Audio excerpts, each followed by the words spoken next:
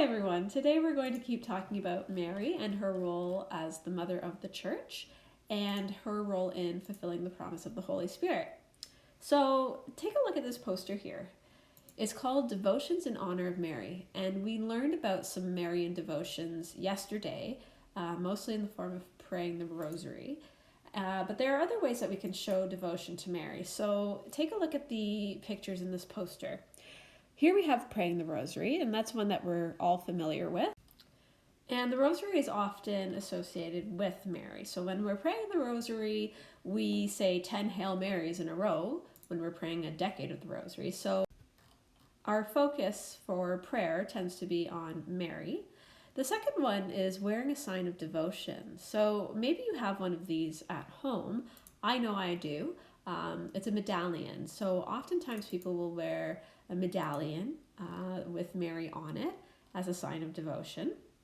Down at the left-hand bottom corner here, we have crowning Mary as Queen of Peace and Mother of God. So that's something that happens in churches, especially during the month of May. As we know, May is the month of Mary. And then finally celebrating a feast day. So there are several feast days celebrating Mary throughout the year. So picking one of those and honoring Mary on that day can be another sign of devotion. So yesterday we read about a story of an apparition of Mary to a young girl named Bernadette. What does the word apparition mean? Well, we learned yesterday that an apparition is the appearance of someone from heaven to someone on earth. So today we're going to be learning about another apparition of Mary, and this one takes place in Portugal. So for those of you who have a Portuguese background, this one is for you. And it's called Our Lady of Fatima. So I'm going to read along with the story, and you can read along with me. In 1917, Mary appeared to 3 shepherd children near the village of Fatima in Portugal. The children said she asked them to pray the rosary for world peace and to spend time in devotion to her Immaculate Heart. Mary told the children that there would be a miracle to show that her message was from God. She told the children when this would happen. On that day, thousands of people came to see Mary. She told the crowds that she was Our Lady of the Rosary and asked that a chapel be built to honor her. Then everyone there witnessed the miracle she had promised. People described seeing the sun dance as it moved across the sky. So what are some similarities between the story we read yesterday about Our Lady of Lourdes with Bernadette and this story? Well, the first thing that is the most obvious is that both stories talk about an apparition of Mary, and they both have children in them. So if you remember from the story yesterday, Bernadette was a teenager. She was 14. And in this story, Our Lady of Fatima, she also appeared to children. Are there any other similarities between the two stories? Both stories had miracles happen after the apparition of Mary. So in the first story with Bernadette, when people started drinking water from the spring, miracles started to happen.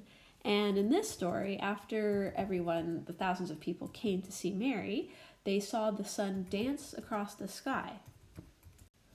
Mary also asked the people in both stories to make sure that a chapel was built in the place that she appeared. So she wanted to make sure that the message of God would be spread. So that could be done by building a chapel and having followers come to the church. So learn about Jesus and God.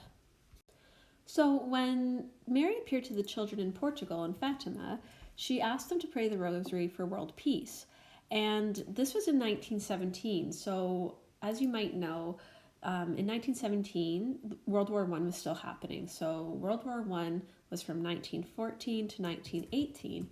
So she made a special request of the children to pray for peace because it was a pretty terrible war and lots of people were dying.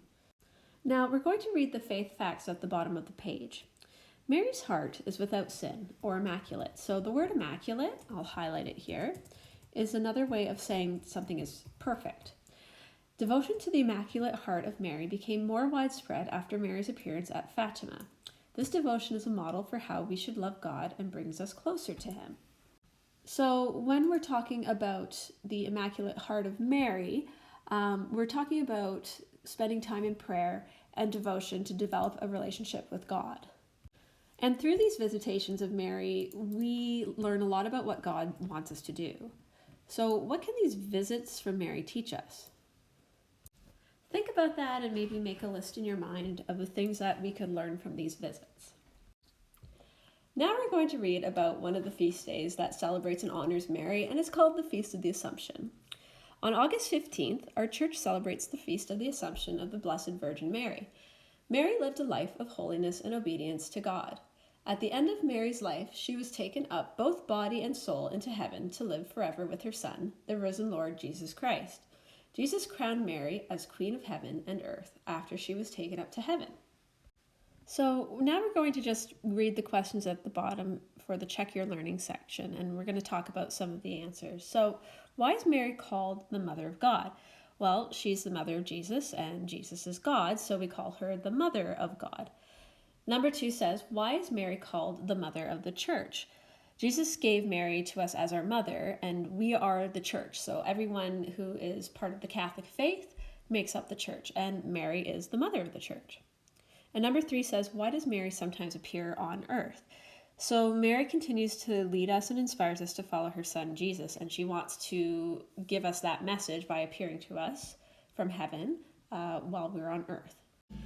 So to finish off our lesson today, we're going to say a prayer thanking God for the Holy Spirit and for Mary, the Mother of the Church.